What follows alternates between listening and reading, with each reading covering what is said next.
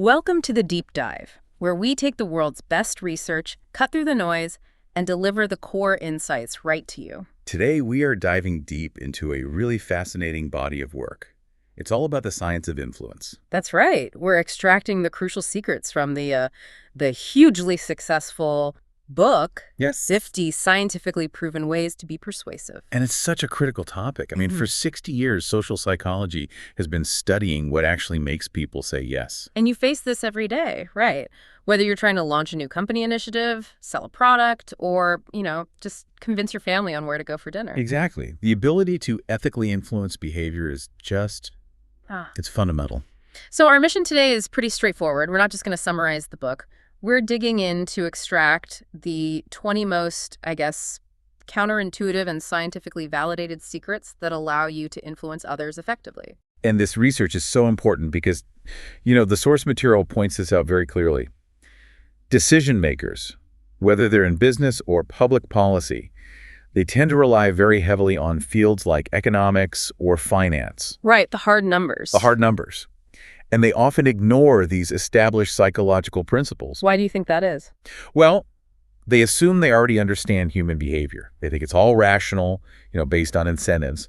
And in doing so, they walk right past what the researchers call golden opportunities for effective persuasion. In the power of these psychological levers, it's often found in the tiniest adjustments. I think we should set the stage with that classic experiment that really proves this point. You know the one I'm talking about. Oh, yeah.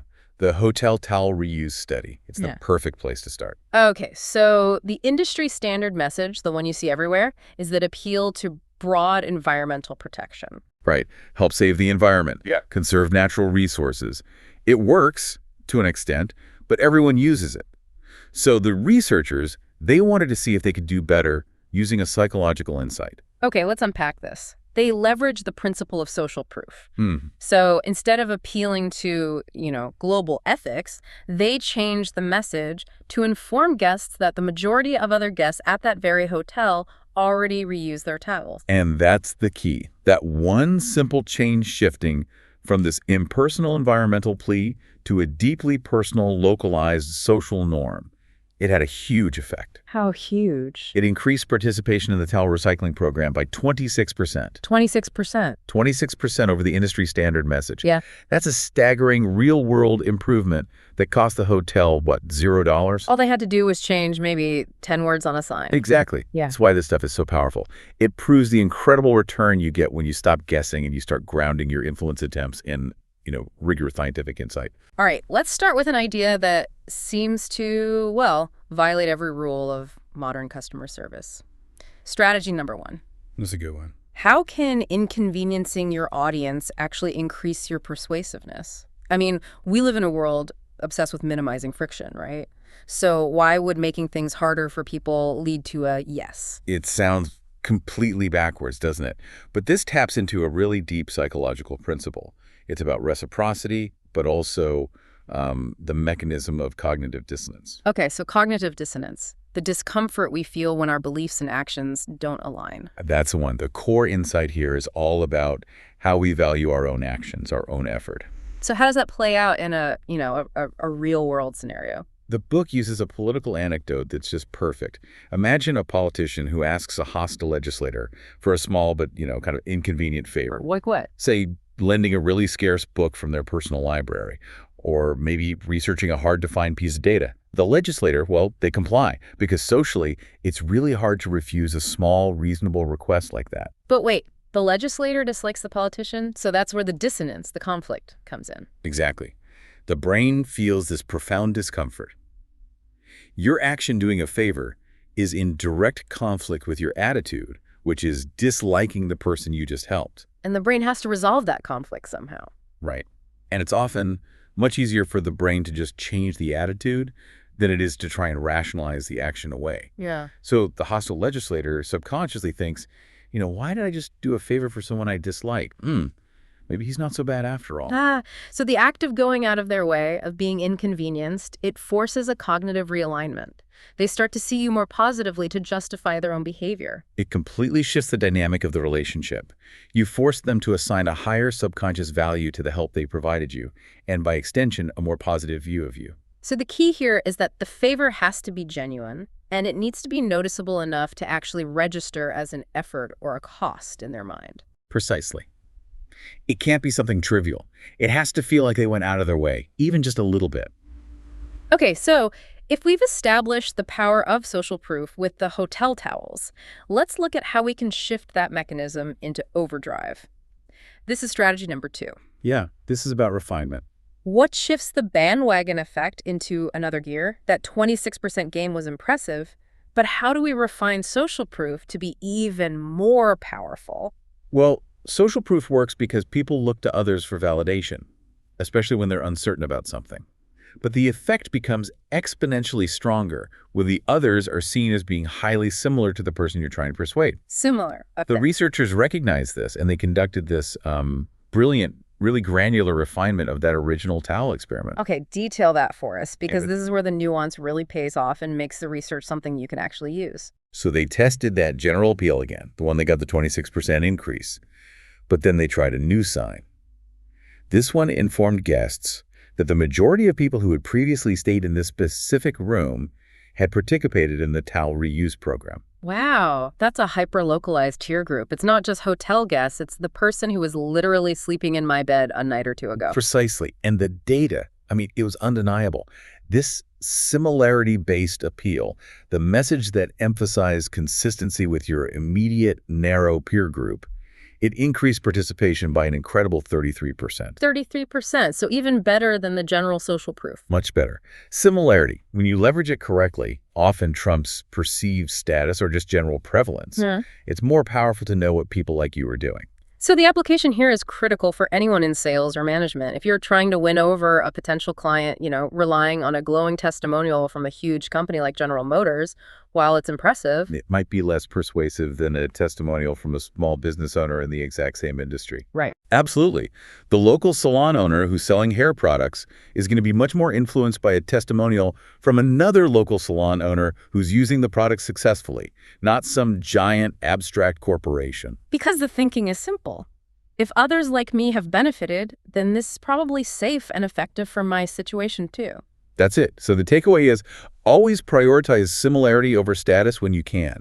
It's just more potent. That sets us up perfectly for our next strategy, which is all about avoiding a spectacular self-inflicted wound. Ah, yes. The self-destructing message. Strategy 3. What common mistake causes messages to self-destruct? This is all about the unintentional use of what's called negative social proof. This is probably the most common and frankly the most damaging mistake we see, especially in things like public service announcements or even internal management memos. How so? They fall into this trap of unintentionally highlighting how common the bad behavior is, even while they're condemning it. Right, like those old PSAs that talked about how many tons of litter are on the highways, which inadvertently signals that, hey, littering is what people do. Exactly. The message accidentally promotes the idea that everyone is doing it. Yeah. And we saw the true, terrifying, destructive power of this in that famous study at the Petrified Forest National Park in Arizona. What was the setup there? Well, the park had a huge problem.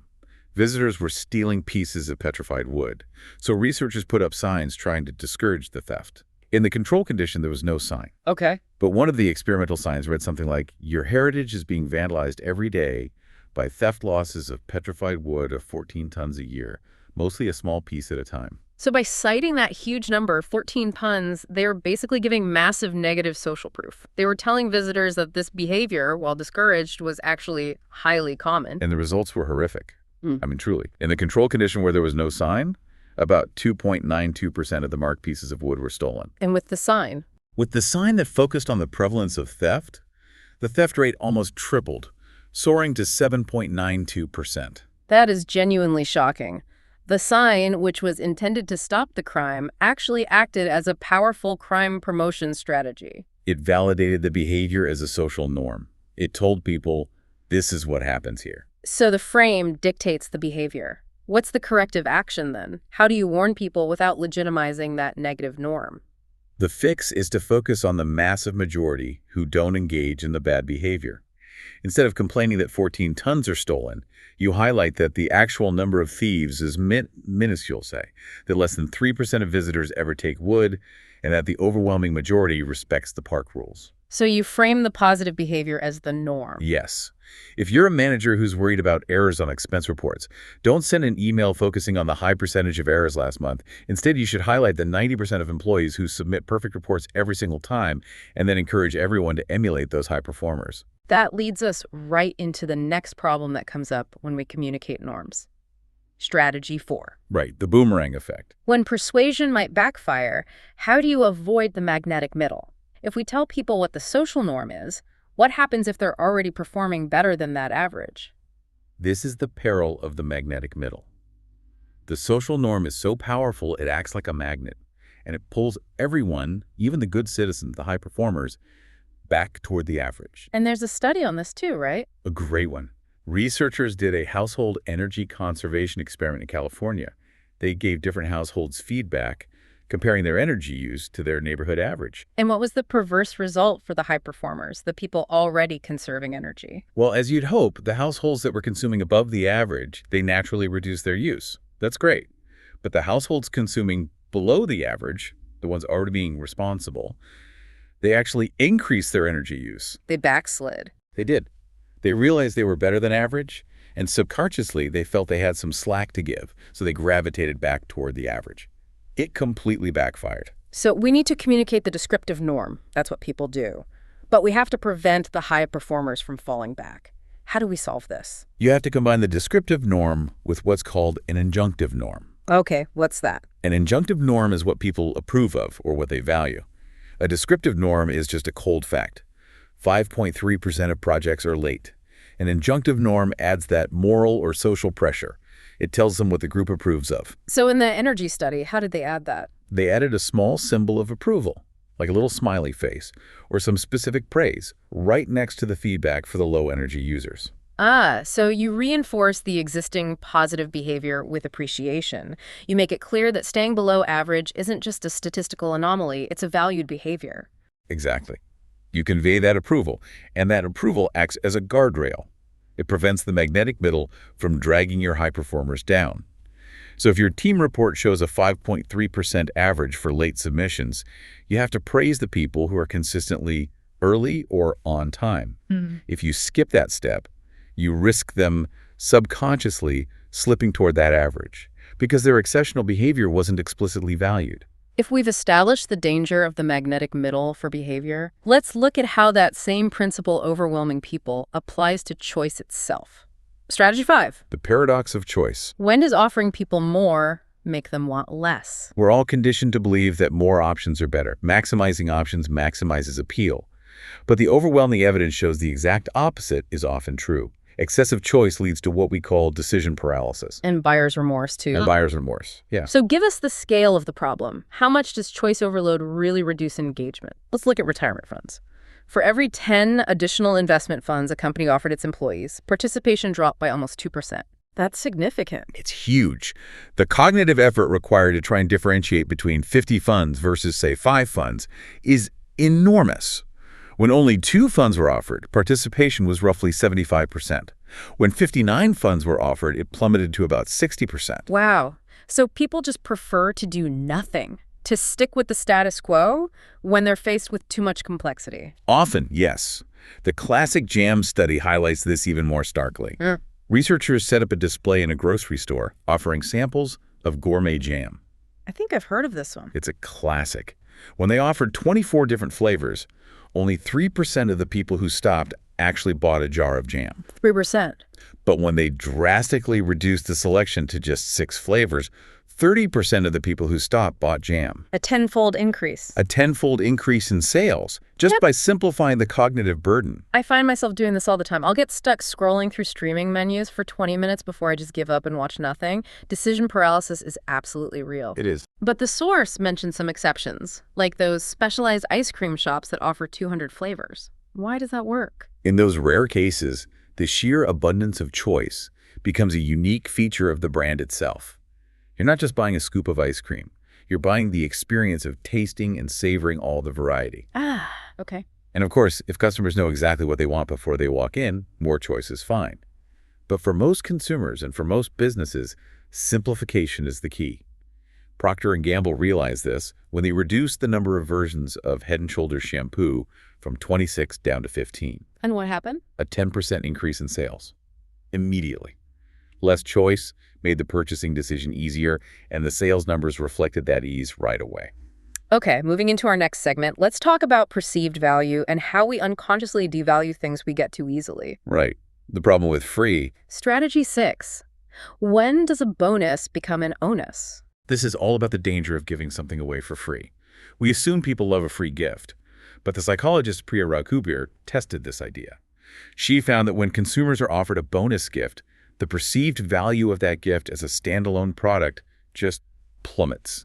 Why is that? People infer that the company's just giving it away. It must be, obsolete or undesirable or just plain junk. It's an unconscious psychological discounting. So what was the hard evidence for this?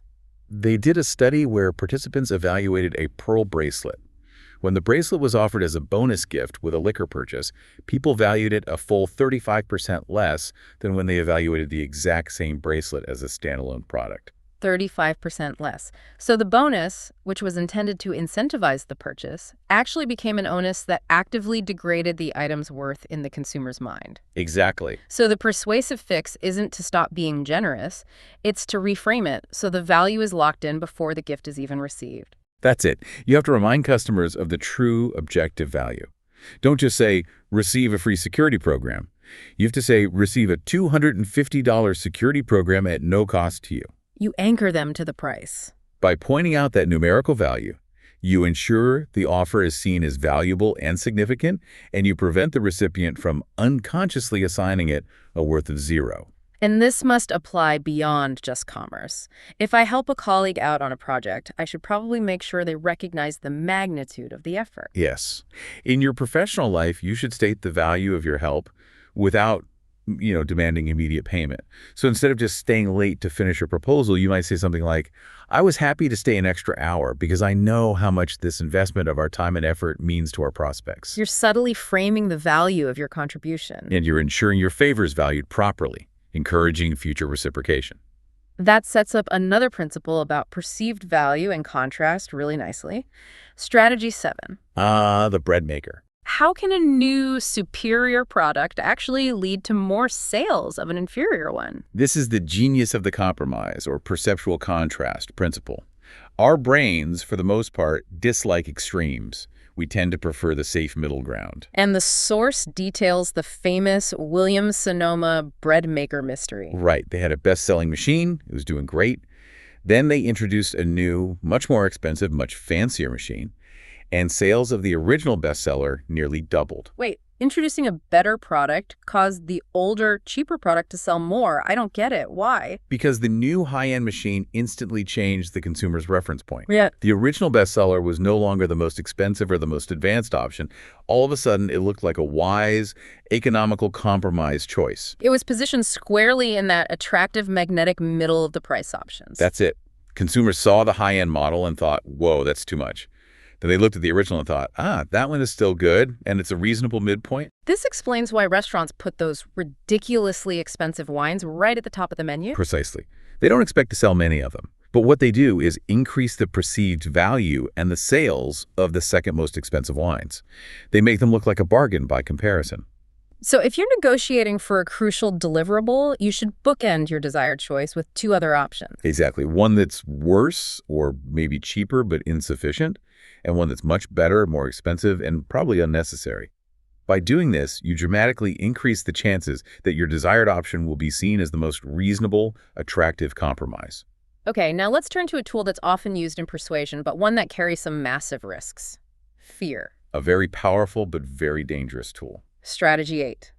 Does fear persuade or does it paralyze? This is a really widely debated topic. FDR famously said, the only thing we have to fear is fear itself, which implies that fear paralyzes our efforts.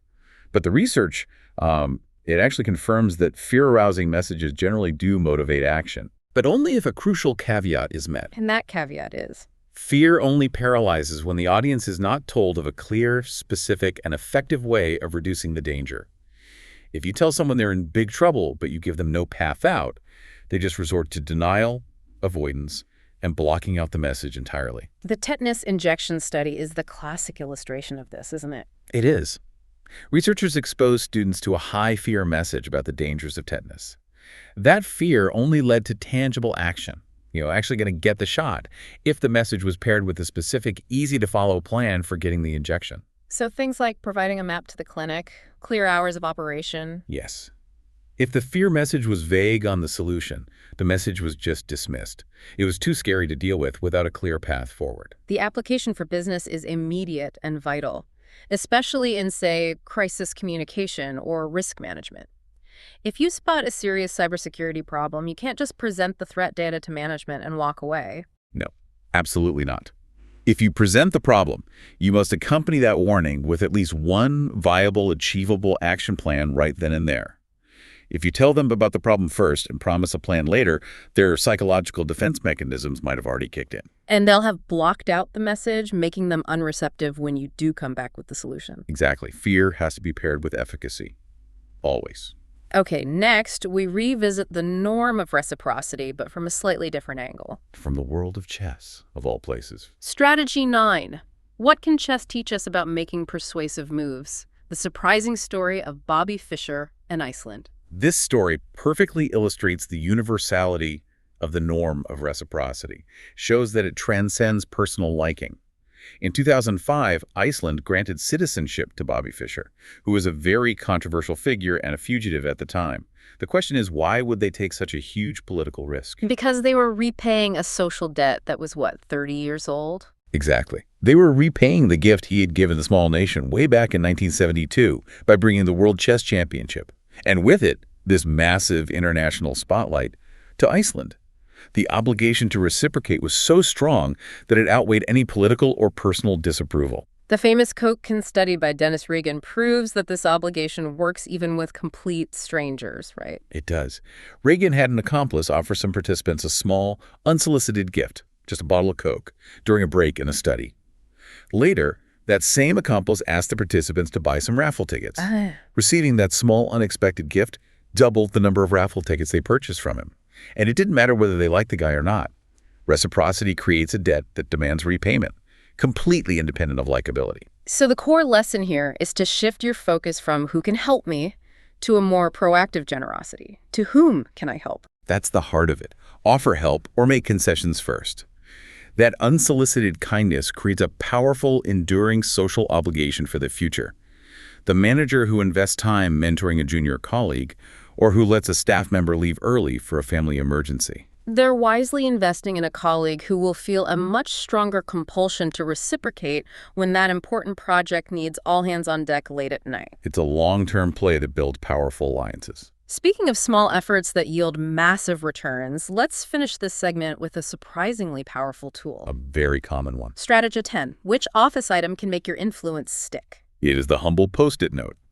The social scientist Randy Gardner found that this little yellow square packs an incredible persuasive punch because it leverages a tiny, personalized reciprocal obligation. Okay, detail the survey study. How did the Post-it note perform against other methods? So he sent out surveys. One group just got the survey alone. Another group got the survey with a handwritten message on the actual cover letter. And the final group got the survey with a handwritten sticky note attached to the front page. And the note might just say something simple like, please fill this out, thanks. Exactly. Something very minor. And the return rates are astonishing. They really are. The surveys alone got a 36% return rate. With the handwritten message on the cover letter, that went up to 48%. But with a handwritten sticky note, compliance soared to more than 75%. 75%. That's more than double the baseline. It was essentially a passive guarantee that the recipient would feel compelled to respond. Okay, so I'm going to start attaching a sticky note to every invoice I send. But let me ask you this. If I use a pre-printed sticker that looks like a sticky note, does that still work? Or is it the effort of my actual handwriting that matters most? That is the crucial question, and the research is very clear. It's the personalization and the perceived extra effort that triggers the norm of reciprocity. A blank sticky note didn't work. It's that small human effort of handwriting that signals to the person, I took this extra moment just for you. And that triggers the social compulsion to return the favor. An ounce of personalized extra effort is worth a pound of generic persuasion. Let's move into a deep dive on the mechanics of giving with Strategy 11. Why should restaurants ditch their baskets of mints? This is about maximizing the psychological punch of a small gesture. Right. The standard gesture, that basket of mints by the door, it's seen as pro forma, it's transactional. To maximize the persuasive effect, in this case maximizing tips, a gift has to have three characteristics: significance, unexpectedness, and personalization. And David Strumitz's tipping study broke down the math on this perfectly. It did. Walk us through the 3 levels of tipping based on that candy experiment. Okay, level 1. Giving diners one piece of candy with the bill resulted in a modest 3.3% tip increase over the control group. Level 2. Giving 2 pieces of candy resulted in a much more significant 14.1% increase. So that shows the value of significance. More is better. To a point, yes. But the most persuasive approach was level 3. The server gave 1 piece of candy, then turned away, signaling the interaction was over. Then they paused, turned back, and delivered a second, extra candy, saying something like, "and a little something extra just for you nice people." So that delayed second gift made the gesture unexpected and highly personalized. Exactly. And that slight modification, the unexpected return, it boosted the tip increase to an incredible 23%. 23%. It wasn't about the cost of the candy at all. It was about the choreography of the delivery. It maximized the social obligation to reciprocate with a better tip because the diners felt specially recognized. They felt singled out. But wait, isn't that just a manipulative trick? I mean, how do we ensure this remains ethical influence and doesn't just train the customer to expect something elaborate every time? That is the essential boundary, and it's a great question. The source material warns explicitly about this. If this tactic were used on every single table every single time, it would immediately be seen for what it is, a cunning trick, and the value would just collapse. It would become a new baseline. It would. The key to ethical influence here is that the gesture must be genuine in its personalization and truly unexpected to the person receiving it. It has to maintain its spontaneity to maintain its power. That makes a lot of sense. The power is in the surprise. Let's move to strategy 12. What's the pull of having no strings attached? We're returning to the hotel towel dilemma here, focusing on cooperation. Right, so researchers wanted to contrast conditional incentives with unconditional reciprocity.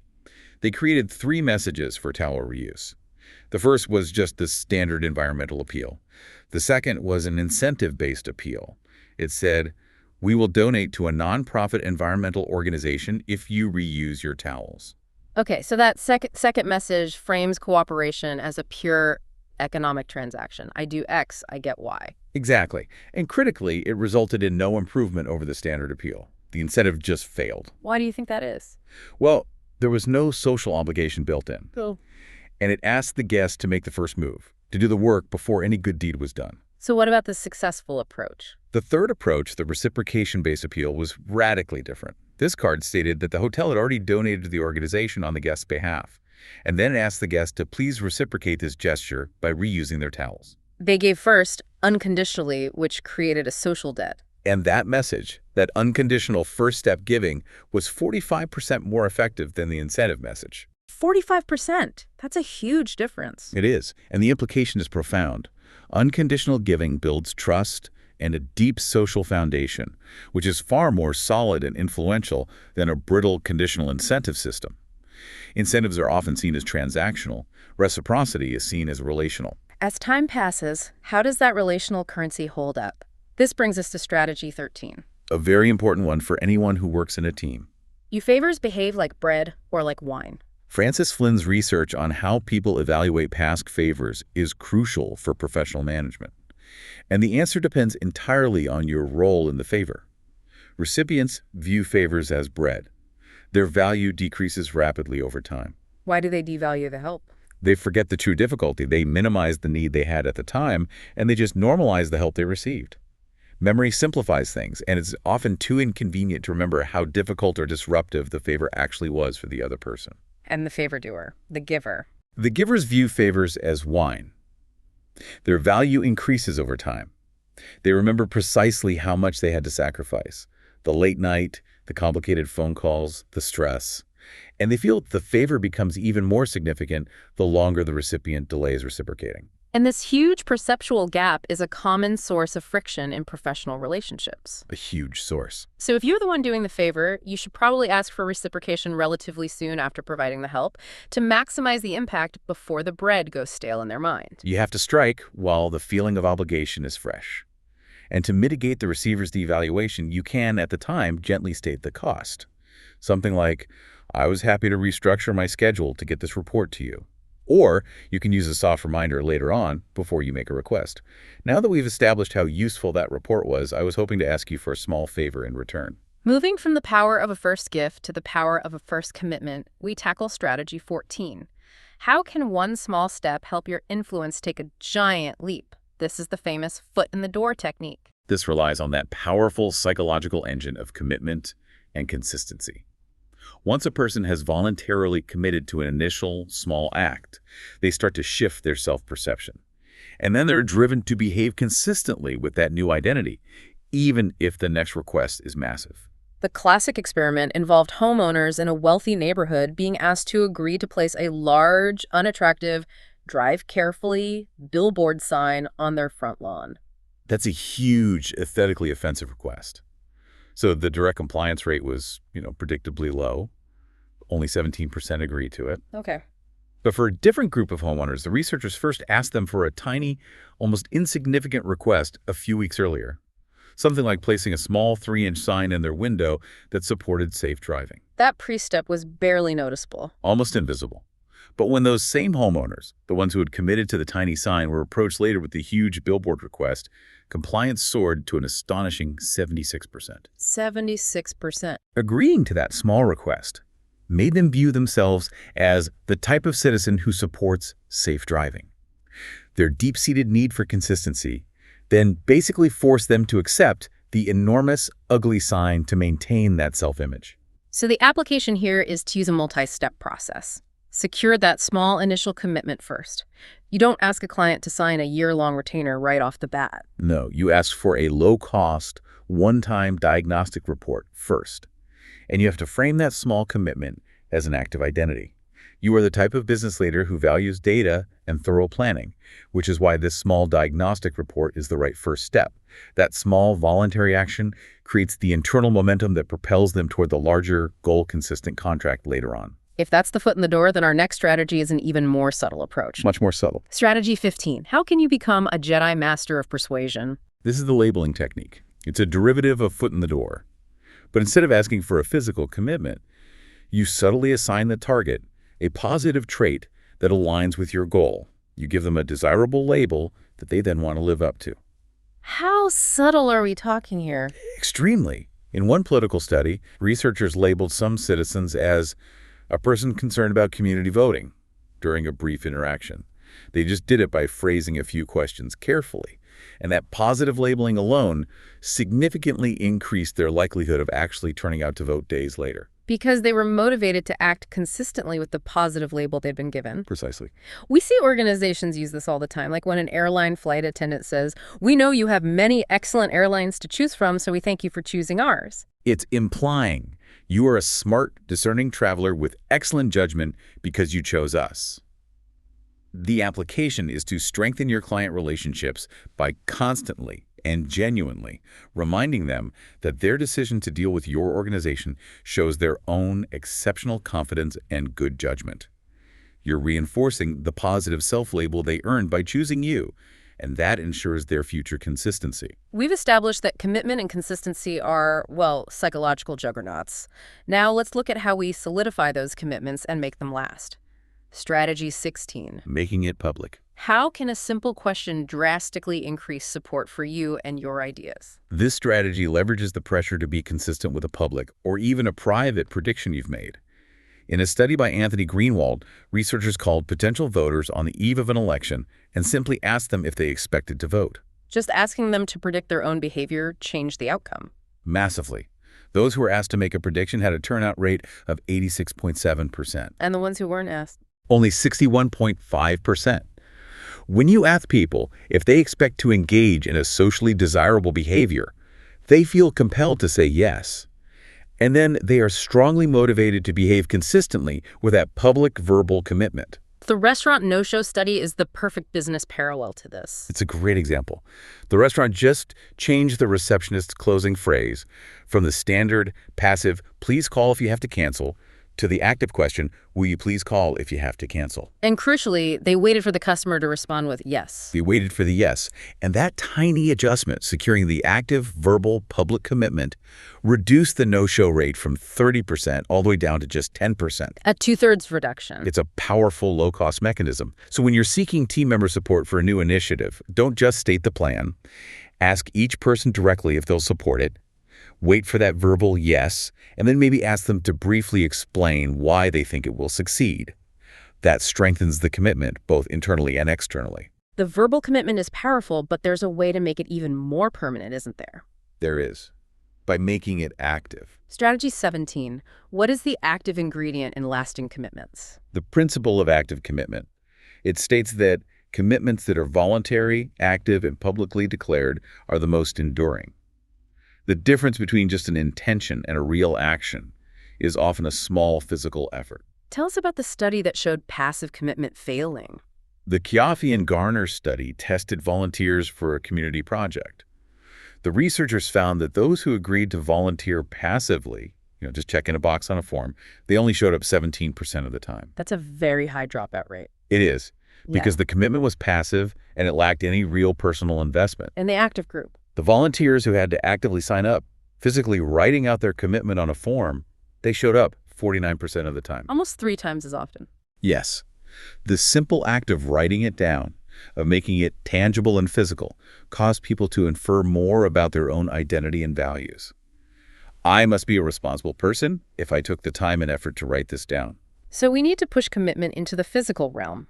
Asking sales staff to write down their quarterly goals, rather than just saying them out loud. Asking customers to fill out their own application forms. Or in healthcare, this is highly relevant.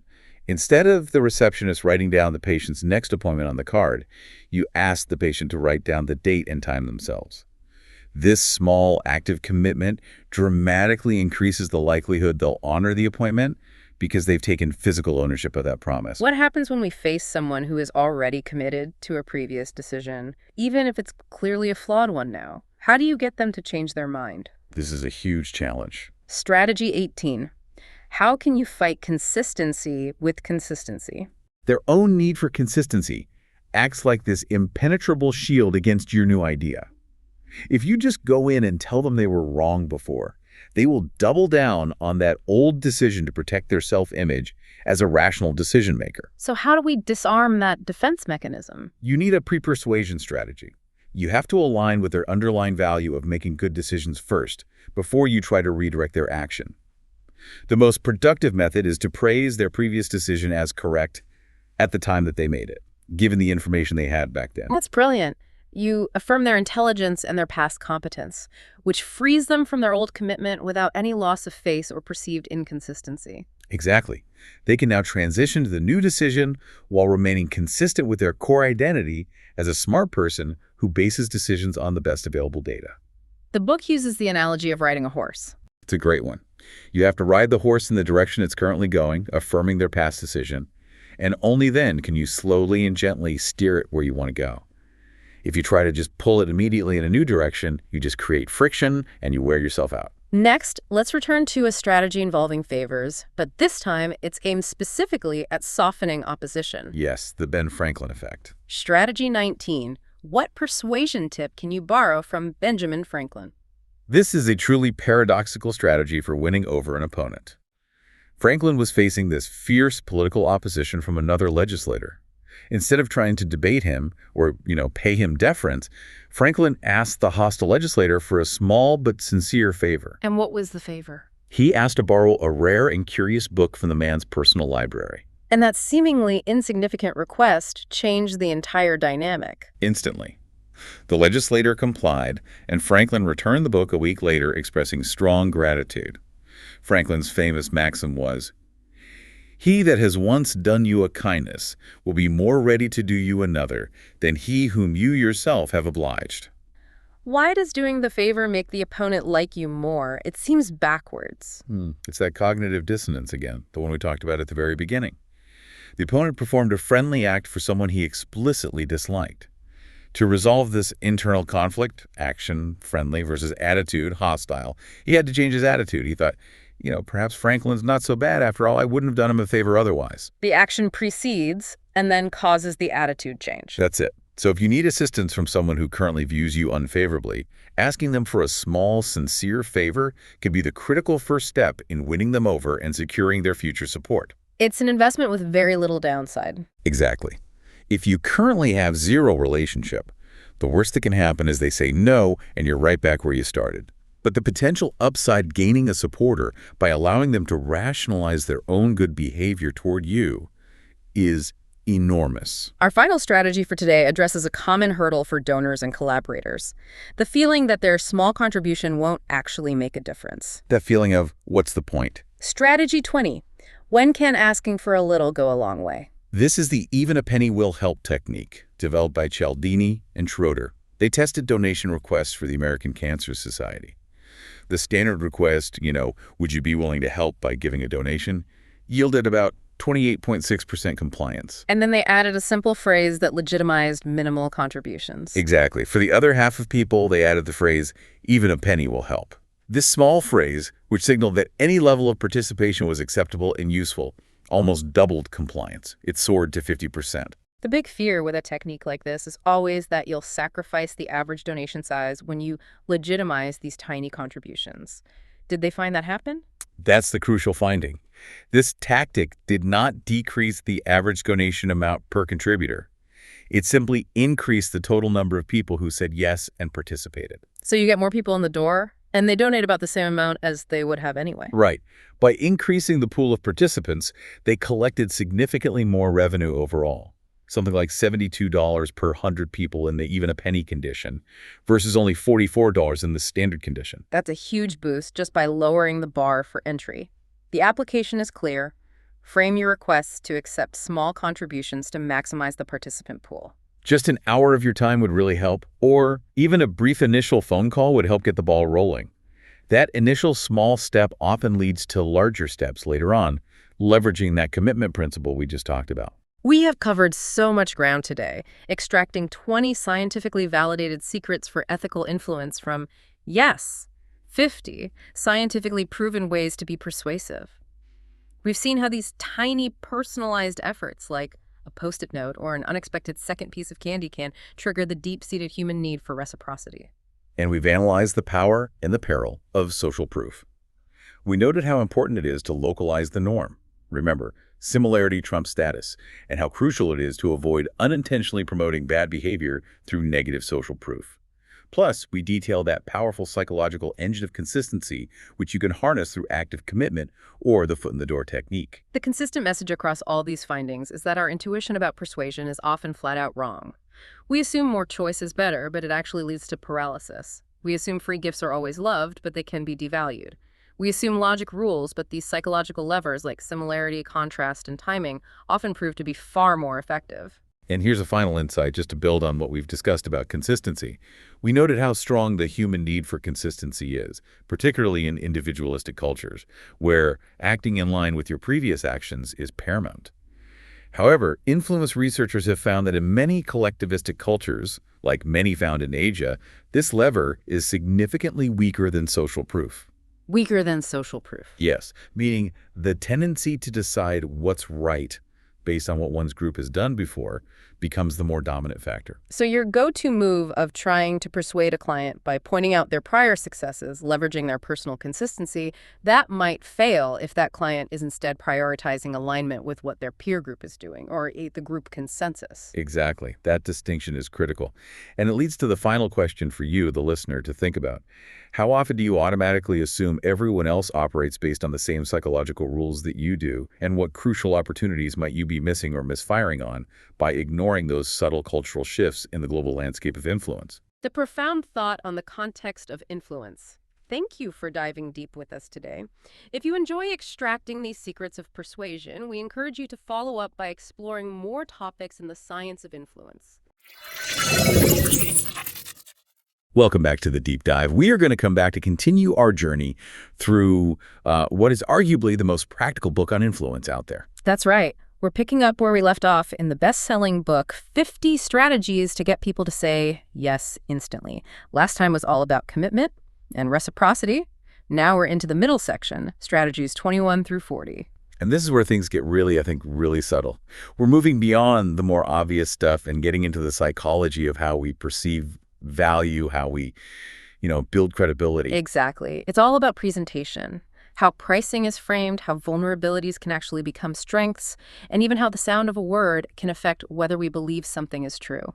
So our mission today is to pull out all the actionable insights from these 20 techniques. We want you to really understand the why behind them, not just the what. It's the shortcut to being incredibly well-informed on this stuff without, reading a dozen academic journals. Let's get into it. All right, let's start with something everyone deals with, pricing. This is strategy number 21. Start low or start high, which will make people buy. It's the classic auction dilemma, isn't it? You think of eBay, where the founder, Pierre Omidyar, famously sold a broken laser pointer for almost $15. Right.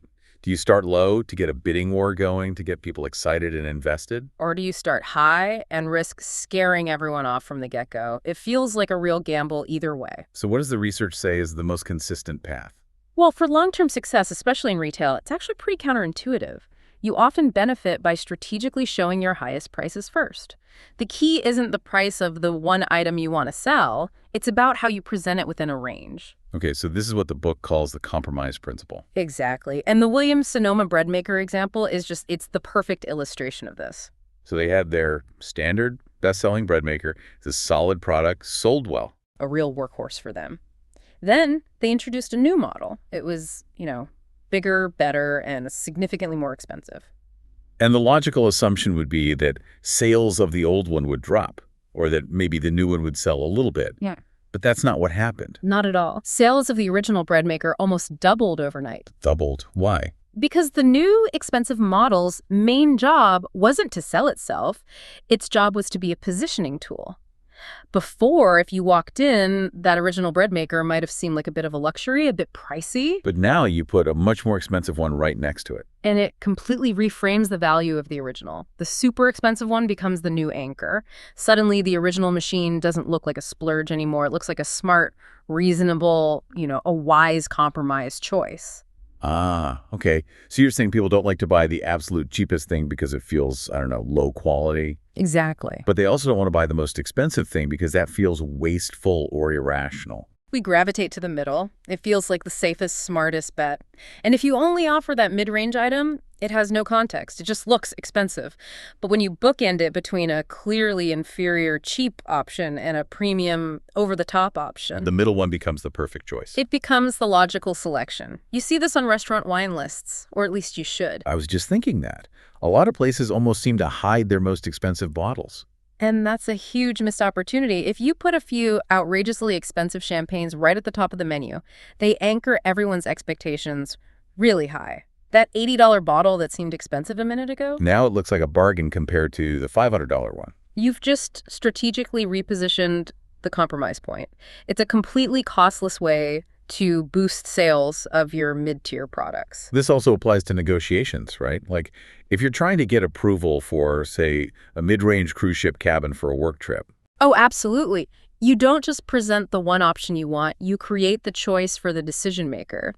You show them the cheap, tiny, windowless cabin. The clearly inferior choice. And you show them the giant balcony suite that would blow the budget. The clearly excessive choice. And right there in the middle is your preferred option. The room with the window. It instantly looks like the most balanced, logical, best value for money choice.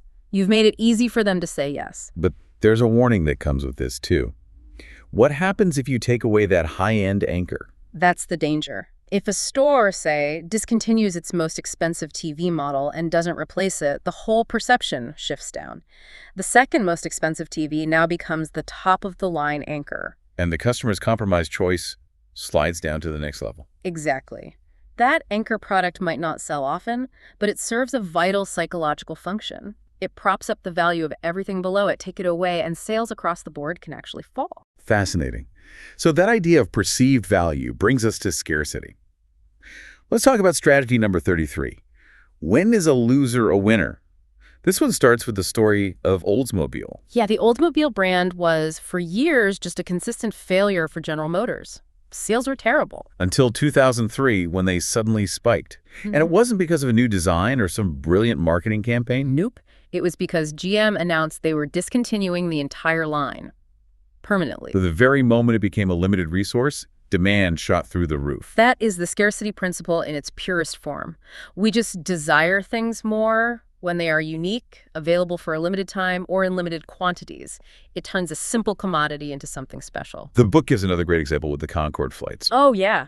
For 30 years, the Concorde was flying. It was a common sight, but the moment British Airways announced they were grounding the fleet for good, Booking skyrocketed. people were desperate to get on one of the last flights. And when that final flight took off, thousands of people clogged the motorways just to see it leave. A sight that had been completely ordinary for decades suddenly became a historic, must-see event. It's all about the imminent loss of access. And you can use this in the workplace. If you're trying to get your team on board with a tough project, you don't just list the benefits, you frame it by highlighting its uniqueness. Something like, look, it's not often we get a chance to be involved in an initiative like this. Exactly. That framing makes it seem more valuable, more of a special opportunity than just another task. But what's really interesting is how this applies to information. Scarcity of information, not just objects. Yes, and it's incredibly powerful. There was a study with wholesale beef buyers. The researchers told them a storm in Australia was going to cause a beef shortage. Okay, so logically they'd buy more. And they did. They increased their orders a bit. Standard supply and demand. But then came the twist. They told a second group the same information about the shortage, but they added one crucial detail, that this information came from an exclusive source and their competitors didn't have it yet. So now the information itself is scarce. Precisely. And what happened? Those buyers increased their orders by 600%. 600%. That's unbelievable. It tells you that if you have unique data or some kind of inside track, you have to say so. If you just present the information without highlighting its exclusivity, you are leaving a massive amount of persuasive power on the table. That sets us up perfectly for the flip side of this, which is strategy number 34. What can you gain from loss? This is all about loss aversion. And the classic cautionary tale is New Coke. The marketing fiasco of the decade, right?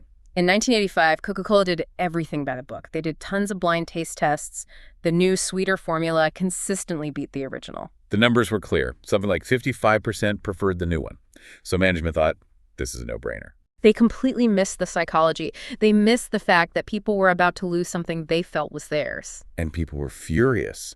There were protest groups, like the Old Cola Drinkers of America. The backlash was immediate and intense. And that's loss aversion. The pain of losing something we already have is psychologically about twice as powerful as the pleasure of gaining something of equal value. So even if the new Coke tasted a little bit better, the pain of losing the original Coke was just overwhelming. That's it. When people were in the pace tests, the new Coke was the scarce new thing. But the moment it launched, the original Coke became the scarce lost treasure. And all that desire, driven by the aversion to loss, snapped right back to it. So if you're a manager, how do you use this? How do you frame a proposal? You always lean into the loss frame. It's just a more powerful motivator. So instead of saying an idea will produce, say, $100,000 in new savings, Which is a gain. you frame it as, if we don't adopt this idea, we will continue to lose $100,000 to these inefficiencies. Avoiding the loss is more compelling than achieving the gain. Much more. You see it in advertising all the time. Don't miss out on this opportunity is way more effective than take this opportunity to try. And you have to be careful of this being used against you, especially in negotiations. The book talks about sunk costs. Yes, this is a classic tactic. You spend weeks negotiating a deal. You've invested so much time and energy. Then, right at the very end, the other side throws in one last, really unappealing demand. They know you won't want to walk away and lose all that effort you've already sunk into it. Exactly. They're banking on your loss aversion for your time and effort. The only defense is to be psychologically prepared to walk away. You have to recognize that the time is gone whether you accept the bad deal or not. It's a sunk cost. Okay, let's pivot from value and loss to credibility. This starts with strategy 22. How can we show off what we know without being labeled a show-off? The expert's dilemma. You have to establish that you know your stuff to be persuasive. But if you're the one listing your accomplishments, you just sound arrogant. And arrogance kills likability. which kills influence. The solution is just so simple and elegant. Third-party endorsement. You get someone else to do it for you. But wait, if I'm listening to your agent praise you, I know they're paid to do that. Shouldn't I just, completely discount what they're saying? Logically, yes, you absolutely should. But this is where our brains have this funny little glitch, something called the fundamental attribution error. Okay, break that down for us. Basically, we have a strong tendency to believe that people's actions reflect their character, their personality, and we downplay the situation they're in. So even though I know your agent is paid to praise you, that's the situation. My brain still attributes that praise to your actual qualities. It doesn't sufficiently discount the situational factor. The praise just kind of sticks. Right. The study in the book looked at authors negotiating a book advance. When the agent sang the author's praises, the author was rated as much more likable and trustworthy. Compared to when the author had to list their own credentials. Exactly. It's a huge difference. Which means investing in someone, even a receptionist, to introduce you properly is a massive and often free, persuasive tool. The real estate office example is perfect. The receptionist gets a call. Instead of just saying, "I'll put you through to Judy." The script is changed. Now she says, "Oh, for that area, you need to speak with Judy. She has over 15 years of experience renting properties right in that neighborhood." So before Judy even says hello, her expertise and credibility are already established by a neutral third party. The customer is already primed to trust her. And if you don't have a person to do it, you can use physical cues. That's why doctors hang their diplomas on the wall. Right. A study with physician's assistants showed that patient compliance went way up after they were told to hang their certificates and awards in their exam rooms. It's a silent, non-boastful way of saying, you can trust me, I've earned this. It's third-party validation from an institution. Okay, so that's establishing expertise. What about the danger of having too much? Strategy 23. What's the hidden danger of being the brightest person in the room? This one comes from James Watson, of all people, the co-discoverer of DNA. A certified genius. Right. And he made this incredible claim that part of the reason he and Crick succeeded was that they were not the most intelligent people working on the problem. He pointed to Rosalind Franklin, who is brilliant, but whose intelligence, in his view, made her reluctant to seek advice. He said, if you're the brightest person in the room, then you're in trouble. It's the danger of intellectual isolation. And the research backs him up completely. Time and again, cooperating groups outperform the single best problem solver in that group working alone. Why? What is it about the group that makes it so much more effective than the lone genius? Two main things. First is just diversity of knowledge and perspective. Everyone brings a slightly different angle, a different set of experiences, and that sparks unique connections that the single smartest person might never see. And the second reason? It's parallel processing. A group can break a problem down and have multiple people work on different parts at the same time. The lone expert has to do everything one step at a time, sequentially. In a complex problem, that's a huge disadvantage. So for any leader listening, the takeaway is you have to seek input, even if you're 99% sure you already know the right answer. You still retain the final decision, of course, but the process of seeking that input not only improves the final outcome, it also builds buy-in and rapport with the team. They feel like they were part of the solution. Which makes them more committed to executing it. That's a powerful persuasive loop. And if you fail to do it, you're not just risking a bad decision, you're signaling to your team that you don't trust their collective intelligence. That brings us to strategy 24. Who is the better persuader? A devil's advocate or a true dissenter? And this one starts with some really high-stakes examples. The NASA disasters. The Challenger and Columbia tragedies, yeah. The investigations after both found that there was a culture that failed to surface dissenting opinions. The information was there, but it didn't get to the right people, or it wasn't taken seriously. There's that chilling question an investigator asked the mission chairwoman. How do you seek out dissent? Since by its very nature, you might not even know it exists. And she had no answer. It's a common leadership blind spot. We mistake silence for agreement. The historic solution to this has been the devil's advocate, right? The Catholic Church used it for centuries to vet candidates for sainthood. It's a formal mechanism to encourage dissent, but the research shows it's actually not that effective, at least not compared to a true, genuine dissenter. So someone who is just playing the role is less persuasive than someone who actually believes the dissenting opinion.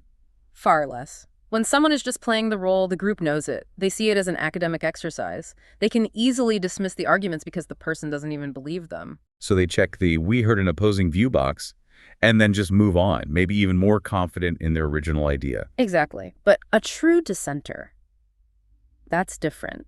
A true dissenter is arguing from a place of principle. They actually believe they're right. And that forces the group to take it more seriously. It forces them to stop and try to understand, why does this smart, rational person hold this completely different view? It compels them to look at the problem from a genuinely different angle, which leads to better, more creative solutions. So as a leader, you can't just appoint a devil's advocate for a meeting. You have to build a culture where people feel safe enough to be a true dissenter. You have to check your ego at the door and realize that authentic disagreement isn't a threat. It's a vital resource for making good decisions. Let's move into a section about weakness and honesty, which feels related. Strategy number 25. When can the right way be the wrong way? This one is about training. Right.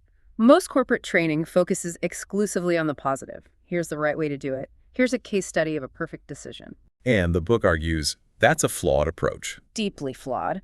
Because the real world is messy. Things go wrong. And if you've only ever studied the perfect path, you have no idea how to react when something goes sideways. So there was a study on firefighters where making the right call under pressure is literally life or death. Exactly. And they compared standard training with what they called error-based training. So this group studied case studies of poor decisions and their negative consequences. They studied the failures. And that group showed significantly better judgment and more adaptive thinking in new, stressful situations. Because they had learned not just what to do, but what not to do and how to recover from mistakes. It builds resilience. The takeaway is that any good training program should spend a lot of time analyzing errors. You can have respected employees share their war stories of mistakes they've made. It normalizes failure and teaches the process of recovery. This even applies to parenting, right? Yeah. Oh, definitely. When you're teaching kids about strangers, instead of just saying, don't talk to strangers, you should walk through hypothetical scenarios where a child gets tricked. You focus on the error process, and then you discuss specific ways to avoid it. It's much more effective. This idea of embracing flaws is at the heart of Strategy 26. What's the best way to turn a weakness into a strength? The answer here is to strategically argue against your own self-interest. If you are the first one to bring up a minor flaw or a weakness in your product or proposal, you instantly establish yourself as honest and trustworthy. And once you've built that foundation of credibility, any strengths you mention after that become so much more believable. They're amplified. The ultimate example of this has to be Progressive Insurance. It's brilliant. They put competitors' rates right on their own website. Even when those rates are lower, it seems like commercial suicide. But it's been a key part of their massive growth. Because it sends a powerful message. We're so confident that we have the best rate for you, we're not afraid to show you everyone else's. By admitting the occasional minor weakness, that sometimes a competitor is cheaper, they make their overarching strength completely persuasive. This is an old advertising trick, too. The Volkswagen Beetle campaign. Think small. They led by admitting the car was ugly. They owned the weakness. And that honesty gave them the credibility to then sell you on its real strengths: reliability, price, fuel economy. The source also mentions this is huge in a legal setting. A lawyer who brings up a weakness in their own case first Is seen as far more trustworthy by the jury than the lawyer who tries to hide it and gets called out by the opposing counsel. It leads to more favorable verdicts. There's a big condition on this, though. A huge one. The weakness has to be genuinely minor. You can admit your product has a touchy trunk light. You can't admit it's ranked last in its class for safety. Honesty can't save a fundamentally bad product. Okay, so that leads to a more advanced version of this idea in Strategy 27, which faults unlock people's vaults. It's not just about admitting any minor flaw. Right. To get the maximum persuasive punch, the weakness you admit and the strength you promote need to be logically connected. There was a study about a restaurant ad that illustrates this perfectly. Yes. The ad that got the highest positive rating said something like, "The restaurant is very small, but it has a cozy atmosphere." So the smallness, the weakness, is the direct cause of the coziness, the strength. One justifies the other. Exactly. But if the ad said the restaurant is very small, but it has great parking, the ratings plummeted. There's no connection. The great parking doesn't make up for the fact that it's cramped. So if your product is, say, 20% more expensive than a competitor's, you have to follow that admission of weakness immediately with a cost-related benefit. Yes, we have a 20% price premium, but that's because it's built with higher quality materials that make it last twice as long. The higher cost is justified by the longer lifespan. You wouldn't want to say, it costs more, but it comes in more colors. It's a total disconnect. Ronald Reagan did this masterfully in his 1984 debate when he was asked about his age. He admitted his age, the weakness, but then immediately linked it to his opponent's inexperience, the related strength. Brilliant. Okay, last one in this section, strategy 28. When is it right to admit that you were wrong? This is about crisis management. And the key example is JetBlue's operational meltdown. When passengers were stuck on the tarmac for hours, they had a choice. They could have blamed the weather, an external factor. Which would have been partially true. But instead, they took full responsibility. They blamed their own internal controllable failures. Their systems weren't robust enough. And research shows that was absolutely the right call. Yes, companies that blame internal controllable factors are perceived more positively and remarkably have higher stock prices a year later. Why is that? It seems so counterintuitive. Because when you blame an external factor like the weather, you sound helpless. You're saying, this could happen again, we can't stop it. But when you blame an internal factor, you're projecting competence and control. You're saying, we found the problem, it's our fault, and because it's ours, we can fix it. So the market rewards the perception of control. Exactly. So the takeaway for any of us is, if you make a mistake, own it. Admit it, and then immediately follow up with a clear action plan for how you're going to fix it. That's how you turn a failure into a demonstration of competence. All right, let's shift gears a bit to talk about rapport and personalization. We'll start with strategy number 29. How can similarities make a difference? This one kicks off with a great story about two towns, both named Quincy, one in Massachusetts, one in Illinois. And during a huge flood in Illinois, the people of Quincy, Massachusetts, sent a ton of aid all the way across the country. Their main motivation, the thing that bonded them, was simply that they shared a name. It's a perfect example of something called implicit egotism. Okay, implicit egotism. Let's define that. It's our subconscious automatic preference for things that remind us of ourselves. The letters in our name, our birthday, our hometown. We are just unconsciously drawn to things we associate with our own identity. There was a study with a survey that proves just how subconscious this is. Right. Researchers sent out a survey from a stranger. For some participants, the stranger's name was made to sound subtly similar to their own. Like a guy named Robert Greer might get a survey from someone named Bob Gregar. And just that tiny, subtle similarity Nearly doubled the response rate. It went from 30% to 56%. But here's the crazy part. When they asked people why they returned the survey, not a single person mentioned the name similarity. They had no idea it influenced them. They made up other reasons. Oh, it looked interesting. The takeaway is, before you make a request, take a moment to find and highlight a genuine, subtle similarity. A shared alma mater, a hometown, anything. You're just bringing a powerful subconscious cue to the surface. That leads directly to the next level of this. Strategy number 30. When is your name your game? This is where implicit egotism goes from a small influence to something that shapes major life decisions. The book references Dwight from The Office thinking his dentist is named Crentist. Which is absurd, but the underlying science is actually real. It is. Research found these incredible patterns in census data. People named Dennis are something like 43% more likely to become dentists than you'd expect by chance. That's wild. What else? People whose names start with R are more likely to be roofers. People whose names start with H are more likely to own hardware stores. And it's not just careers, it's where people live. Right. People named Florence disproportionately moved to Florida. People named Louise moved to Louisiana. Our names are like a subconscious compass guiding our lives. So how can you use this? You can't change your client's name. No, but you can name your proposal after them. If you're creating a plan for the Peterson Company, don't call it the Q3 Growth Initiative. Call it the Peterson Plan. It's a simple, costless way to create a positive, self-affirming connection to your idea. Okay, let's talk about building rapport in a moment. Strategy 31. What tips should we take from those who get them? This is about waiters. Specifically, how they can increase their tips.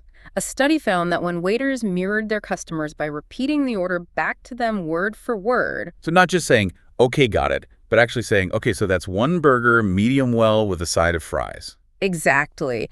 That simple act of verbal mimicry increased their tips by nearly 70%. 70%. That is a staggering number for such a small change. It all comes down to mimicry. When we subtly mirror someone's posture, their gestures, their language, it creates a powerful subconscious feeling of liking and connection. It says, I'm on your side. I'm like you. This has to be critical in customer service and conflict resolution. Oh, it's everything. Imagine an angry customer says, "I'm not upset, I'm angry." The worst thing you can do is say, "I understand you're upset." Because you're invalidating their feeling and correcting them. You've just started a second argument. The right way is to mirror their exact word. "I'm very sorry to hear that you are angry. Please tell me what happened." It validates them, builds rapport, and allows you to move on to solving the actual problem. It's about matching their reality. Which brings us to strategy 32. What kind of smile can make the world smile back? We all know the saying, don't open a shop unless you like to smile. But the research is clear that a forced fake smile actually makes things worse. People can spot it a mile away, and it feels inauthentic. It's also exhausting for the person doing the faking, and it can lead to negative reciprocity. The customer senses the fake smile and subconsciously frowns back. So the question is, how do you generate a genuine positive feeling, especially for someone you find difficult? And the answer comes from Benjamin Franklin. Search others for their virtues. It's a simple mental exercise. If you have a difficult boss or coworker, stop focusing on the things that annoy you. Instead, force yourself to identify one single, genuine, positive trait they have that you can admire. Maybe it's their work ethic, or their devotion to their family, or their technical skills. Whatever it is, you focus on that one thing. And what happens is it genuinely changes your internal attitude toward them. You start to actually like them a little more. And they pick up on that change in your nonverbal cues. And then they start to reciprocate. The example in the book is the woman who did this with her manager. She started to genuinely like him more. He sensed it. And later he gave her a helpful heads up about something at work he wouldn't have before. You change yourself first to change the interaction. You initiate the cycle of positive reciprocity. It's all within your control. Let's get into the language of persuasion itself. Strategy number 35. Which single word will strengthen your persuasion attempts? The magic word is because. Just because. It's from a famous study by Ellen Langer at a Xerox machine. Someone would try to cut in line and would give a reason. When the request was small, just 5 pages, the compliance rate was over 90%. Okay, that makes sense. But what's amazing is that it didn't matter if the reason was good, like because I'm in a rush, or if the reason was completely meaningless, like because I have to make copies. Everyone in the line has to make copies. That's not a real reason. It's what they call a placebic reason. It has the structure of a reason, but no substance. But for a small request, our brains don't bother analyzing the quality. The word because acts as a trigger, a cognitive shortcut that says, a reason is coming, just comply. But that shortcut has its limits. It does. When the request was large, 20 copies, the bad placebic reason completely failed. But the good, legitimate reason still doubled the compliance rate. So the takeaway is, always give a reason, always use because, but know that when the stakes are high, the quality of your reason really, really matters. And you can flip this around. Get your clients to generate their own because. Send them a survey asking them why they do business with you. So they have to articulate their own reasons for their loyalty. Which strengthens their commitment. It transforms a habit into a conscious, rational choice. Okay, so if one reason is good, 10 reasons must be better, right? Not so fast, says strategy 36. When might asking for all the reasons be a mistake? This is a fantastic study about cognitive fluency. They had people list either one reason or 10 reasons to choose a BMW over a Mercedes. And the group that had to come up with 10 reasons actually ended up rating the BMW lower than the group that only had to name one. And they rated the competitor, Mercedes, higher. Why? That makes no sense. It's because the difficulty of the task backfired. Coming up with 10 strong reasons for anything is hard.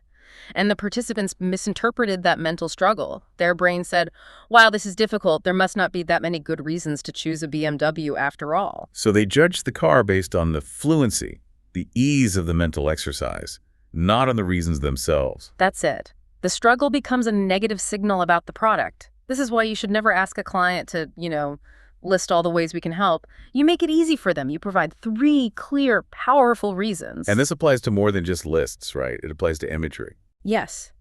If your product is really complex and it's hard for customers to imagine themselves using it, that lack of fluency makes them less likely to buy. You need simple, concrete images and language, not abstract technical jargon. Speaking of jargon, that's strategy 37. How can the simplicity of a name make it appear more valuable? We're all guilty of this. Using complex language to try and sound smart. We're leveraging our assets and establishing strategic alliances. When you just mean we're consultants. Right, and it backfires. Research on the stock market found that stocks with simple, easy-to-pronounce names and ticker symbols Like KAR. statistically outperform stocks with clunky, difficult-to-pronounce names, like SGXTR. By how much? The difference was a $333 gain on a $1,000 investment in just 1 year. That's a real, tangible financial cost for having a complicated name. It is, because our brains transfer the difficulty. If a word is hard to process, we subconsciously find its content harder to believe, or we assume it has lower value. So the lesson is to use simple, clear language. It doesn't make you sound less intelligent. It makes you sound more credible and makes your ideas feel more valuable. Exactly. Don't use erudite vernacular when smart words will do. Let's finish this section with the poetry of persuasion. Strategy 38. How can rhyme make your influence climb? We see rhymes in advertising all the time because they're memorable, but this research asked a different question. Does rhyme make something seem more true? And the answer is yes. The answer is yes. They gave people obscure aphorisms. One group saw a rhyming version, like caution and measure will win you treasure. The other group saw a non-rhyming version, like caution and measure will win you riches. And people rated the rhyming version as more accurate and truthful? Consistently. Even though, when asked, they knew logically that rhyme has nothing to do with accuracy. So it's that fluency effect again. A rhyming phrase is easier for our brain to process. And we mistake that ease of processing for a sign of truthfulness. The book raises the really provocative question about the O.J. Simpson trial. Johnny Cochran's famous line, "If the gloves don't fit, you must acquit." What if he had said, "If the gloves don't fit, you must find him not guilty"? It doesn't have the same punch. It doesn't have the fluency. It's highly likely that the simple, powerful rhyme gave that argument a subconscious boost of perceived truth in the jurors' minds. Okay, let's get to our final section on building momentum and loyalty. We start with strategy 39. What can batting practice tell us about persuasion? This is all about perceptual contrast. It's the reason baseball players swing a heavy-weighted bat in the on-deck circle. So that when they pick up their regular bat, it feels incredibly light and fast by comparison. The bat didn't change, but their perception of it did. And you can do the same thing with information. Researchers found that if you present a weak argument first, with very little detail, it makes the next argument you present, which is stronger and more detailed, seem even more persuasive than it would have on its own. You're setting up a contrast. You're giving your main idea the weighted bat treatment.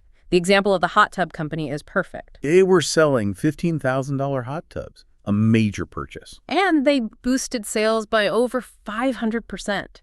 All they did was start framing that purchase against the cost of building a whole new room addition, which would be at least twice as expensive. So compared to building an extension onto your house, a $15,000 hot tub suddenly seems like a pretty reasonable, economical purchase. It's all about the contrast item you choose. You don't change your product, you just change what the customer is comparing it to. And that brings us to our final strategy, number 40.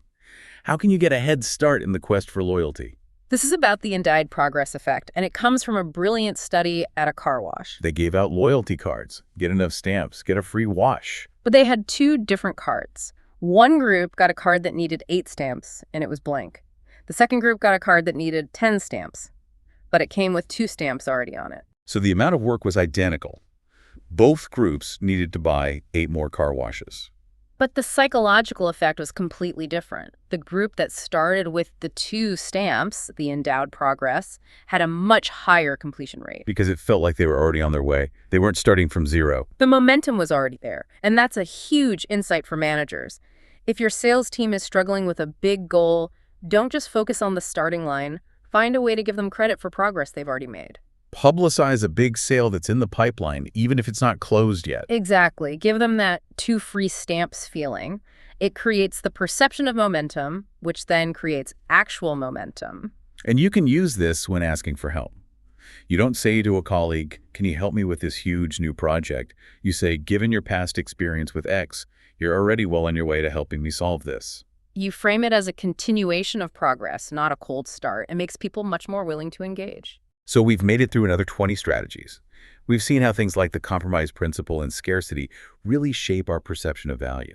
And how authenticity, admitting a minor related flaw, can be so much more powerful than trying to project this image of perfection. A lot of these are such small, subtle changes, using the word because, Mm.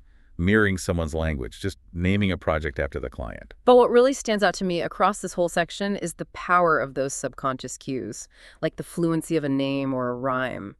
But maybe the biggest insight of all is just the strategic necessity of trust. Right. All the research proves that building credibility by being honest, by taking responsibility, by seeking dissent, it isn't just the right thing to do. It's the foundation for any kind of real, lasting, persuasive power. It's not just ethical, it's effective. A fantastic place to leave it. Thank you for joining us on this deep dive into human persuasion. We hope these strategies give you plenty to think about. We look forward to tackling the final section of the book next time. Thank you for watching. Please follow up in the next strategy.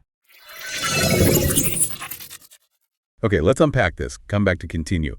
The best-selling book in America. 50 strategies to get people to say yes instantly.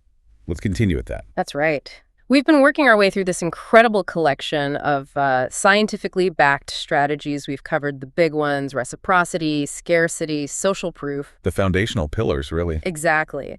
But today, we're getting into the final 10, strategies 41 through 50, and this is where things get, really nuanced. These aren't the basics anymore. These are the advanced techniques, the little tweaks that make a huge difference. That's the perfect way to put it. Our mission today is to really dig into these cutting-edge ideas. We're talking about subtle psychological factors, things like how you name a product or someone's emotional state in the moment. And even cross-cultural differences, which is huge in a global world. It's critical. So we're moving beyond the big principles into the micro-adjustments that can give you that extra edge. It's all about fine-tuning your approach. I love that. Sophistication over blunt force. So let's jump right in with the first one in this final set, Strategy 41. It asks, what can a box of crayons teach us about persuasion? Yes. This is a great starting point. Because you look at a box of crayons now, and the names they're wild. You don't just get brown anymore. You get, Fuzzy Wuzzy Brown? Or Kermit Green. Right. So there's clearly something going on here, a shift away from just literal descriptions. And that holds a secret about how we see value. It does. This comes from a study by researchers Miller and Kahn, and they wanted to figure out if the name of something, not even its quality, just the name, could make it more desirable. A thing we probably think of as just a last-minute marketing decision. But it's so much more than that, psychologically. So they broke down all these different names into 4 very specific categories. Okay, what are they? Well, first you have the most basic, the common name, just blue. Simple enough. Then there's the common descriptive, a little more specific, but still, very straightforward, like sky blue. Okay, still pretty basic. Yeah. But the persuasive power, you said, comes in the next 2. That's where it gets interesting, because these are the names that make your brain do a little bit of work. First is the unexpected descriptive name. That's our Kermit Green. Exactly. And the second is the ambiguous name. Something like Millennium Orange. You have no idea what that means, but it sounds important. It sounds like it means something. So when they tested these, which ones won?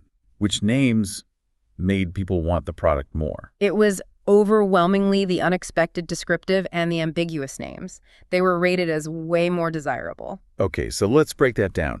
Why does Kermit Green work so well? You said it's like a tiny puzzle. It is. When you hear Kermit Green for just a split second, your brain has to connect that name Kermit, this friendly, positive character, to a specific color. Right, you picture the puppet. And that little aha moment, that tiny bit of cognitive effort you just spent, it's pleasant.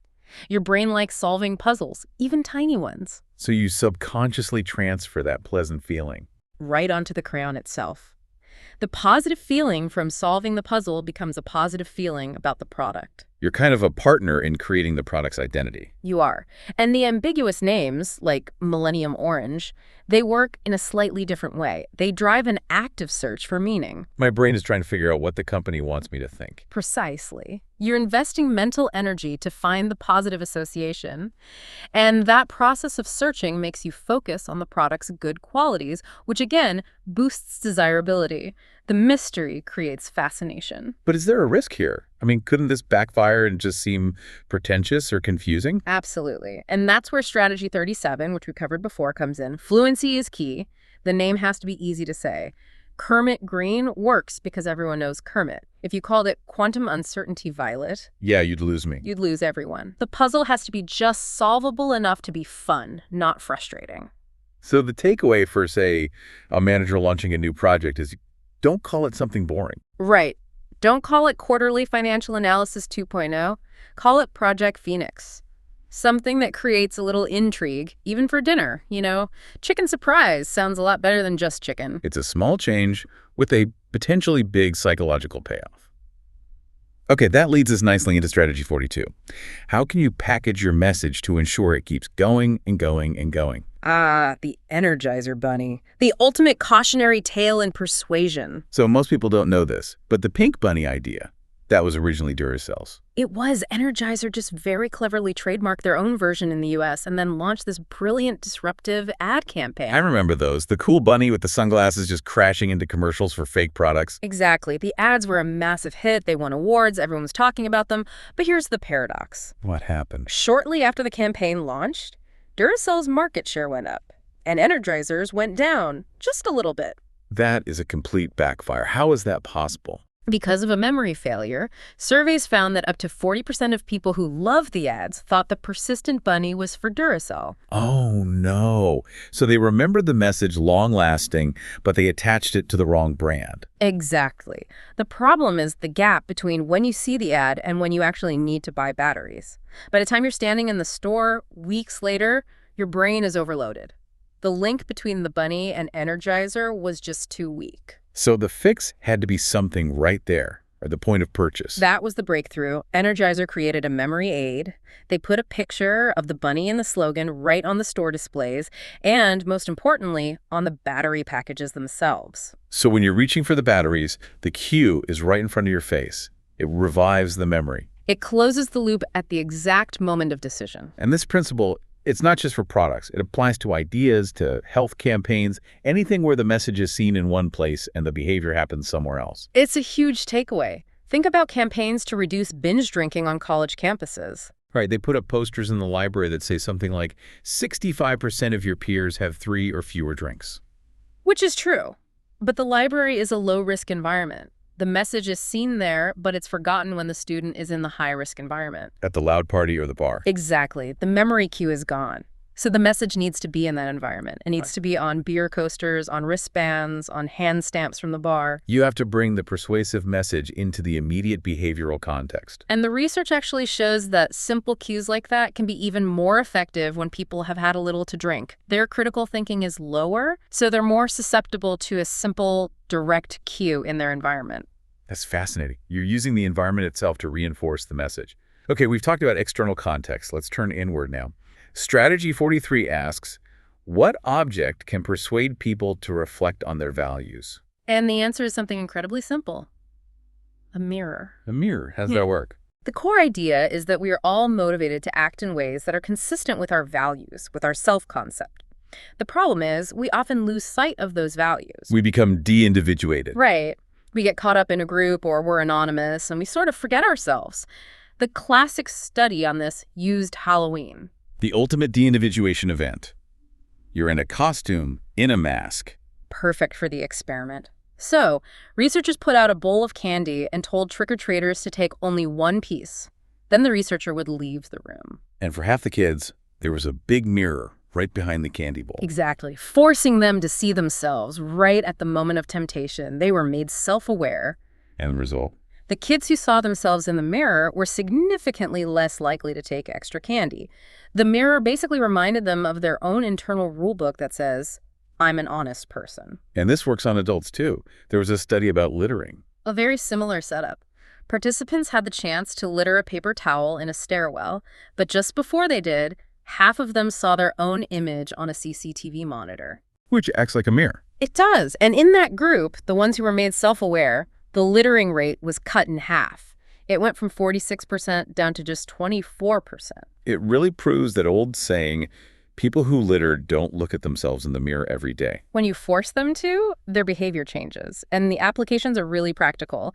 You can put mirrors in stock rooms to reduce employee theft. It's much less insulting than cameras. Or even simpler things, right? Like name tags. Anything that makes a person focus on their individual identity has a similar effect.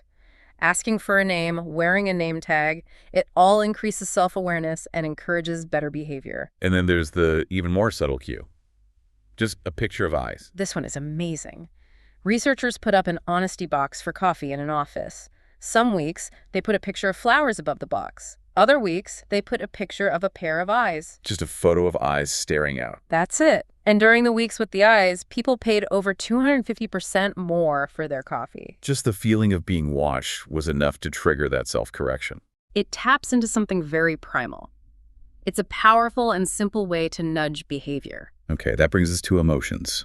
Strategy 44 asks, does being sad make your negotiations bad? We're moving from our fixed values to these fleeting emotional states. And this is about something called the carryover effect. It's when an emotion from one situation, totally unrelated, spills over and just messes with our decisions in another. So the researchers tested this how? By making people sad first. Yep. They had participants watch a sad movie clip. And the theory is that sadness triggers this deep motivation to change your circumstances. You want to acquire something new or get rid of something old just to feel different. So right after the movie, they put them into a buying or selling situation. Exactly. And the results were pretty startling. Sad buyers were willing to pay, on average, 30% more for an item than people in a neutral mood. 30% more. Wow. And sellers. Sad sellers were willing to accept 33% less for the exact same item. So you've got a more than 60% swing in perceived value based on nothing but a sad movie clip they watched a few minutes earlier. And here's the kicker. The subjects had no idea this was happening. They thought they were making perfectly rational decisions. Which is scary. But the book says it's not just sadness, right? Yeah. Any strong emotion can be a problem. That's the key extension. Any kind of high emotional arousal, good or bad, impairs our ability to think clearly about numbers. We become insensitive to magnitude. What do you mean by that? We stop seeing the difference between specific quantities. We just see good deal or bad deal. You lose the nuance. Completely. In one study, emotionally aroused people were willing to pay pretty much the same amount for a set of 10 CDs as they were for a set of 5 CDs. They couldn't differentiate a 100% difference in value. Their emotional brain had hijacked their rational, calculating brain. So what's the safeguard here? How do you protect yourself in a negotiation? 2 things. First, be intensely practical. Bring a pricing sheet. Bring a calculator. Force the conversation to be about the actual numbers, not just feeling. Anchor yourself to the data. Right. And second, and this is probably the most important, learn to recognize and delay. If you realize you or the other person has just gone through something emotional, a big win or a big loss, hit the pause button. Postponing the meeting seems like a power move in itself. It's a move of wisdom and empathy. You avoid making a bad decision, and you strengthen the relationship by showing you care. That builds long-term influence, which is far more valuable than any short-term gain you might get by exploiting an emotional state. Okay, so that's our emotional state. What about our purely mental state? Let's move to strategy 45. What can make people believe everything they read? The answer here is based on a really radical idea in psychology, which is that our brain's default state is to believe. Wait, say that again? Comprehension is belief. That's the claim. We don't understand something first and then decide if it's true. The act of understanding it means we initially accept it as true. Rejecting it is a second, separate step. And that second step takes effort. It takes a lot of cognitive energy. You have to check your memory, look for contradictions. It's work. So when your brain is already tired or distracted or under pressure, it just skips that second step. It defaults to belief. You Right. just don't have the mental resources to be skeptical. This explains that famous Xerox machine study with the word because. A perfect illustration. A researcher would cut in line for a copy machine and ask to make 5 copies. Sometimes they give a good reason, like, because I'm in a rush. And sometimes a completely pointless reason, like, because I have to make copies. Which is not a reason at all. But for small requests, like 5 copies, it didn't matter. Both reasons got over 90% compliance. Why? Because the word because is a mental shortcut. It signals a reason is coming. And since the cost of saying yes was so low, people's brains just took the shortcut and didn't bother to evaluate the quality of the reason. But that all changed when the request got bigger. It fell apart completely. When the request was for 20 copies, a real inconvenience, the meaningless reason failed. Compliance only went up if the person gave a good, legitimate reason. So when the stakes are high, our brains kick into gear and actually analyze the logic. We stop using the shortcut. So the lesson is, always give a strong rationale. But here's the advanced move. Oh, Get the other person to supply the rationale. Don't just tell your client why your service is great. Ask them, why do you like doing business with us? Ah, so they have to use their own mental energy to build the case for you. And in doing so, they strengthen their own commitment. It becomes their belief, not just your sales pitch. It's a powerful way to build loyalty. Okay, so if being tired makes us believers, what happens if we're artificially boosted? Let's get to strategy 46. Are Trimeth Labs boosting your influence? I have to admit, I have no idea what a Trimeth lab is. Huh. It sounds very official, doesn't it? Well, the drug is 1,3,7-trimethylxanthin. Still not helping. It's caffeine, and Trimeth Labs are just coffee shops. Okay, that makes more sense. So does coffee make people more persuadable? The research is pretty clear. In one study, participants who drank a caffeinated beverage were 35% more likely to be persuaded by a message than a non-caffeinated group. But there's a huge catch. What's the catch? It only worked when the message contained very good arguments. So caffeine doesn't make you gullible. It just makes you better at processing good information. Exactly. It's an amplifier for logic. And that leads to the really dangerous part for presenters. In a follow-up study, when the arguments were weak, caffeine had zero persuasive power. So if your argument has holes in it, giving your audience coffee is a terrible idea. It could be the worst thing you could do. Because a caffeinated, alert audience is much more likely to spot those flaws and tear your argument apart. So timing is everything. You want to present your best stuff when people are at their peak alertness. Right. Never right after lunch. Always mid-morning after they've had their coffee. And remember, it takes about 40 minutes for caffeine to fully kick in. So in a long meeting, you save your killer arguments for the 40-minute mark. That's the strategic move. Let them build rapport, set the context, and then when their brains are firing on all cylinders, you hit them with your most solid, data-driven points. All right, we've covered internal states. Let's shift to the technology we use to communicate. Strategy 47 asks, how can technology impede persuasive progress? This starts with a wild story about U.S. Cellular. It's a great case study. They banned internal email on Fridays for over 5,000 employees. A wireless company banning email. Why? Because they realized it was hurting teamwork. All that impersonal electronic back and forth was creating misunderstandings, eroding morale, and actually making them less productive. It's the loss of nonverbal cues, right? You can't hear tone of voice in an email. You can't. And we are terrible at judging our own tone. Senders always think their sarcasm or humor is obvious, but the recipient just sees cold, hard text. This gets really bad in negotiations. It's a disaster. One study had MBA students negotiate purely over email. The impasse rate, the rate at which they completely failed to reach a deal, was 29%. Nearly a third of the time, they just walked away with nothing? Because they couldn't build the trust and rapport necessary to find common ground. So what's the fix? How do we make digital communication more human? It's a wonderfully simple idea the researchers called e-schmoozing. Before the negotiations started, they had the pairs do a few things. Yeah. They had to share a photo, a little bio about themselves, hobbies, where they went to school, and then spend a few minutes just emailing back and forth about totally unrelated stuff. Just forced small talk, basically. Forced small talk. But it changed everything. How much? The impasse rate dropped from 29% all the way down to 6%. And the deals they made were better. The total value they created together went up by 18%. That's an incredible return for just a few minutes of chatting. It proves the point. You can use a computer to persuade, but you can't act like one. You have to build that human connection first. It's not optional. That's a perfect lead into our final set of strategies, which are all about navigating the global landscape. We're combining strategy 48 and 49 here. How do you get to yes in any language? And how can you avoid driving your cross-cultural influence into the rough? And this all comes down to one massive cultural divide: individualism versus collectivism. Okay, break that down for us. Individualism, which is dominant in places like the US, the UK, Western Europe, it prioritizes the individual, personal goals, freedom, uniqueness. And collectivism. That's more common in Asia, South America, Eastern Europe. And there, the priority is the group, the family, the company, the community.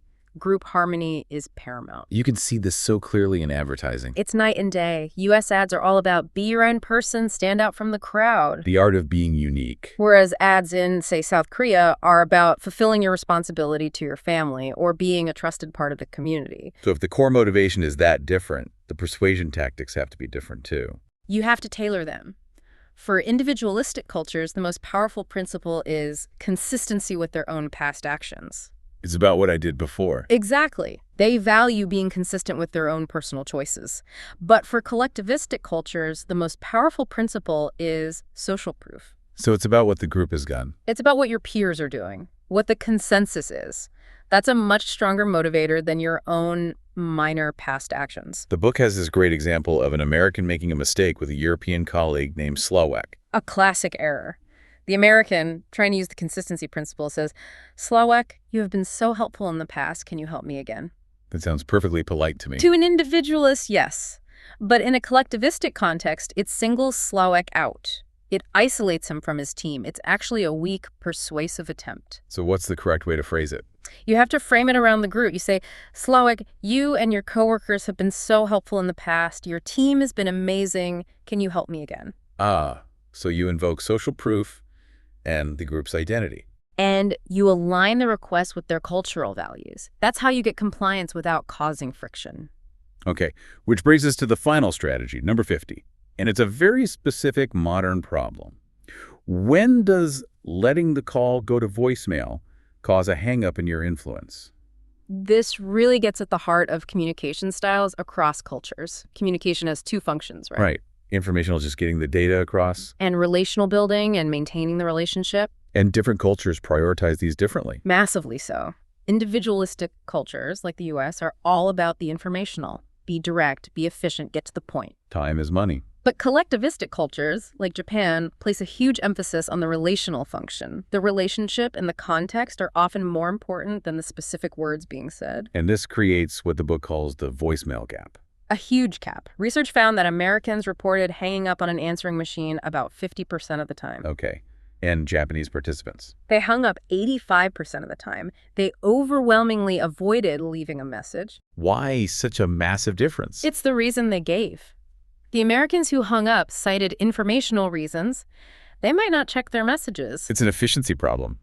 But the Japanese respondents cited relational reasons. They said things like, "It's hard to sound personal on a machine," or "It feels rude because there's no immediate feedback." So for them, the voicemail itself was damaging the relationship. The efficiency was seen as a bug, not a feature. That is the crucial insight. By prioritizing efficient data delivery, you can be seen as deprioritizing the person, which in a collectivistic culture is a major breach of trust.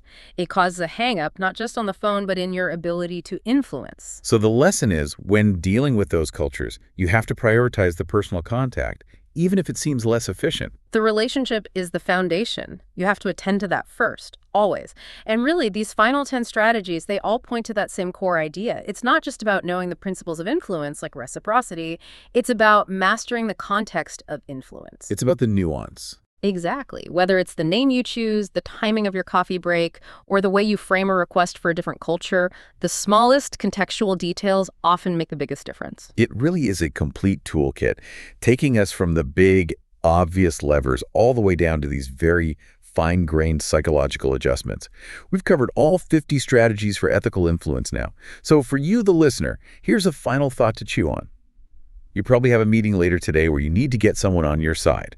Based on everything we've just discussed, what one small no-cost adjustment can you make?